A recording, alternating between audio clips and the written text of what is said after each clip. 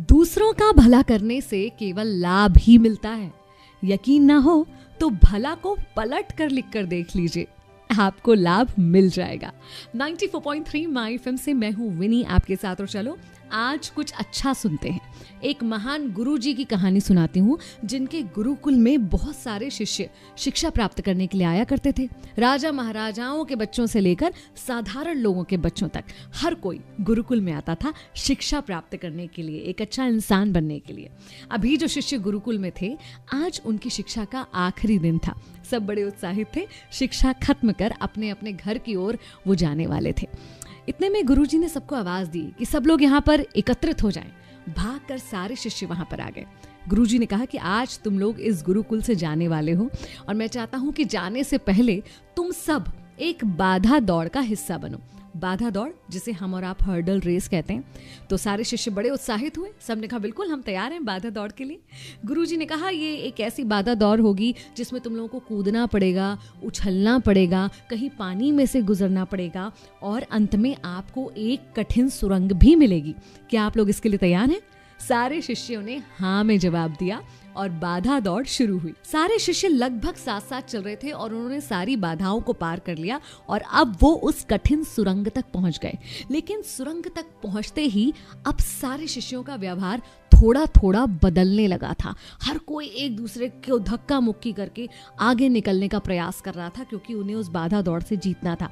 वो सुरंग काफी अंधेरी थी, उसमें पानी भी बह रहा था, और जगह जगह ऐसे नुकीले पत्थर पड़े हुए थे जिनसे पैरों को काफी गहरी चोट लग सकती थी। बाधा दौड़ खत्म करके जब शिष्य गुरुजी के पास पहुंचे तो गुरुजी ने कहा कि तुम में से कुछ लोग तो बहुत जल्दी आ गए, लेकिन कुछ लोगों को बहुत ज्यादा समय लगा, ऐसा क्यों हुआ?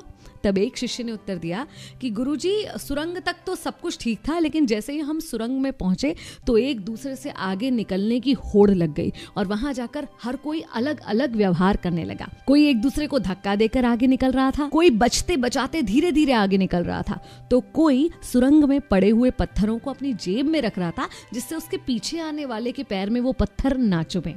गुरुजी ने कहा अच्छा ठीक है, जिन भी लोगों ने वो पत्थर जेब में रखे वो आगे आ जाएं और जेब में से निकाल के वो पत्थर मुझे दिखाएं। जिन शिष्यों ने पत्थर जेब में रखे थे वो आए, जेब में से पत्थर निकाले तो देखा ये क्या, ये तो बहुत ही बहुमूल्य हीरे हैं। सब लोग आश्चर्यचकित रह गए और शिष्य गुरुजी की तरफ देखने लग गए। गुरुजी ने कहा हाँ, ये बहुमूल्य हीरे हैं, और ये हमने ही वहां पर डाले थे। ये हमारे गुरुकुल की तरफ से दूसरों के बारे में सोचने वाले शिष्यों को इनाम में दिए जाते हैं।